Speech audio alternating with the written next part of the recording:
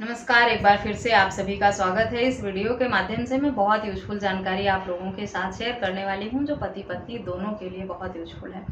इस वीडियो में जानेंगे कि आखिर तलाक के मामले क्यों इतने बढ़ रहे हैं, क्या वजह है तलाक होने की और किन बातों का ध्यान रखकर आप तलाक से बच सकते हैं। इससे पहले मैं इस टॉपिक पर डिटेल में जानकारी शेयर करूं, आप लोगों को रिमाइंड करा दूं, अगर मेरे चैनल पर नए हैं, अब तक सब्सक्राइब नहीं किया है तो प्लीज सब्सक्राइब करके बेल आइकन को जरूर प्रेस करें, ताकि इस तरह की और भी इंफॉर्मेटिव वीडियोस आपको घर बैठे मिलती रहें। सबसे पहला कारण जो होता है तलाक होने का, वो है पार्टनर का कैरेक्टरलेस होना, चरित्रहीन होना। शादी से पहले और शादी के बाद भी लोगों का अफेयर बहुत होता है। वर्तमान समय में उसकी वजह है बाहर निकलना, महिलाओं का भी नौकरी करना या पति के साथ वैचारिक मतभेद होना। ये छोटी छोटी वजहें हैं जिसकी वजह से वो बाहर अपनी खुशियां और अपना सुख, शांति, सुकून ढूंढने लगते हैं और ऐसे में उनका बाहर अफेयर हो जाता है। पार्टनर का खराब चरित्र होना सबसे बड़ी वजह होती है तलाक की। लड़की एक बार फिर भी बर्दाश्त कर लेती है अगर उसे पता चलता है कि उसके पति का कहीं अफेयर है।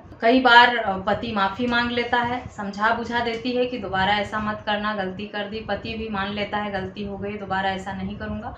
तो महिलाएं रह जाती हैं घर में, चुप रह जाती हैं, किसी को नहीं बताती हैं, बात को दबा लेती हैं, अपने तक ही रखती हैं। लेकिन यही बात अगर महिला करती है तो आदमी लोग बर्दाश्त नहीं कर पाते, पुरुष बर्दाश्त नहीं कर पाते हैं, ओवर रिएक्ट करते हैं, हाथ उठाते हैं, नौकरी छुड़ाने की बात करते हैं, बाहर निकलने से मना करते हैं, फोन पर बातचीत करना रिस्ट्रिक्टेड कर देते हैं। तो जब इस तरह की समस्याएं परिवार के बीच में होने लगती हैं तो रिश्ता बहुत जल्दी खत्म हो जाता है। तो इन सब वजहों से उनके बीच में तनाव बढ़ता चला जाता है और मामला अंत में तलाक तक पहुंच जाता है। दूसरा सबसे बड़ी वजह जो है वो दहेज की मांग करना है। कई बार लड़कियों की शादी हो जाने के बाद सास ससुर जो हैं, ननद जो हैं घर में, वो कंपेयर करती हैं दूसरी बहू के साथ। बड़ी बहू इतनी बड़ी गाड़ी लेकर आई थी, इतना कैश लेकर आई थी, इतना गोल्ड लेकर आई थी, इसके माँ बाप ने तो कुछ दिया ही नहीं।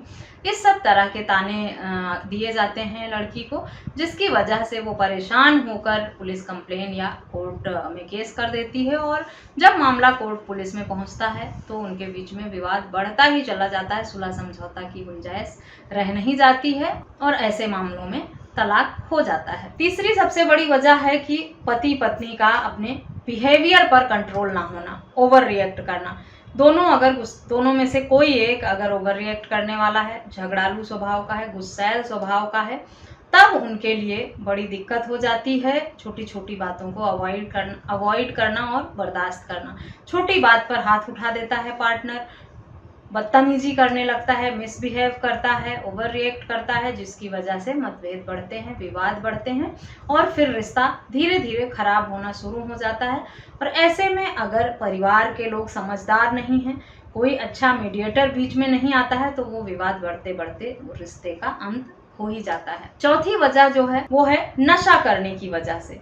अगर पार्टनर नशे का आदी है या बहुत ज्यादा नशा करता है, एडिक्टेड है नशे का, तो भी घर बसाना बहुत मुश्किल हो जाता है। ये कुछ बहुत खास और आम वजह हैं तलाक होने की, जो अधिकतर तलाक की वजह यही निकल के आती हैं।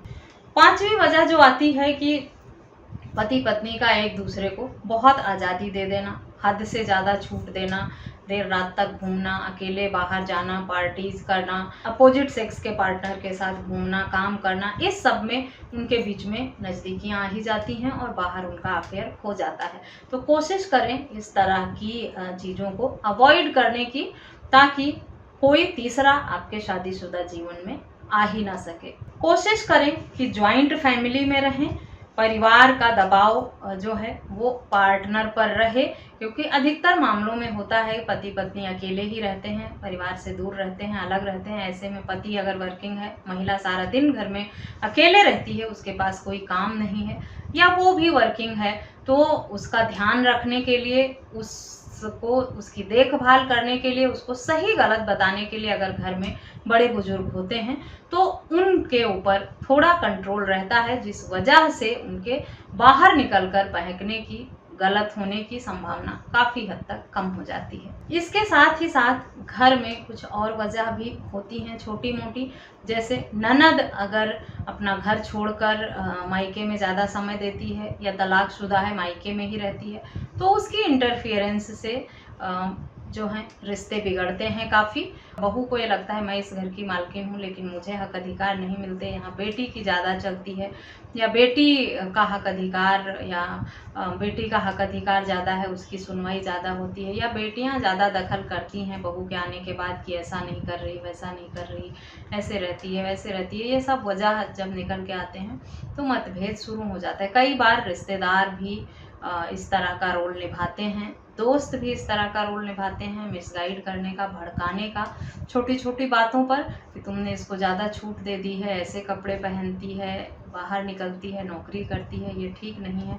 इस तरह की बातें दिमाग में डालकर गलत फहमियाँ डाल देते हैं, जिसकी वजह से उनके बीच में शुरुआत मनमुटाव से होती है और फिर धीरे धीरे रिश्ता खराब होने लग जाता है।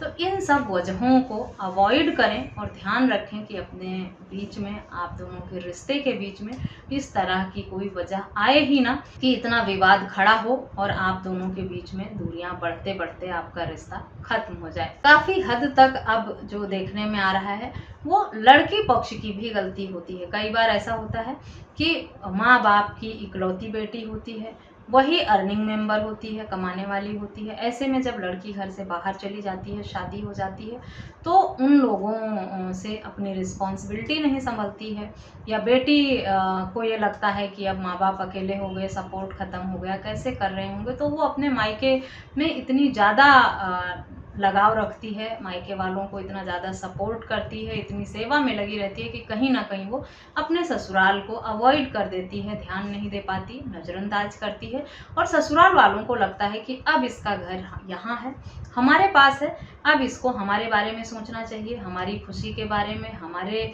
अच्छे के बारे में सोचना चाहिए। लेकिन शादी के बाद भी ये अपने मायके पर ही ध्यान रखती है, अपने माँ बाप के बारे में ही सोचती है, यहाँ अटेंशन नहीं देती है।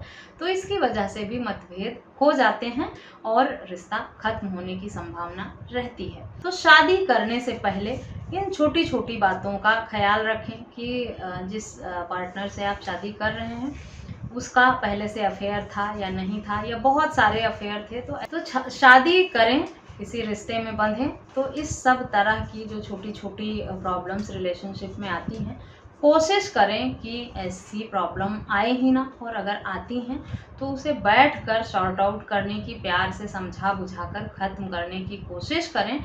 उसे इतना ना उलझाएं कि आपके रिश्ते का अंत हो जाए। आशा करती हूँ ये जानकारी भी आपके लिए यूजफुल होगी। जानकारी यूजफुल लगी है तो चैनल को सब्सक्राइब करना, अधिक से अधिक लोगों के साथ शेयर करना बिल्कुल भी ना भूलें। इस वीडियो में बस इतना ही, मिलते हैं नेक्स्ट वीडियो में, तब तक के लिए थैंक यू एंड बाय।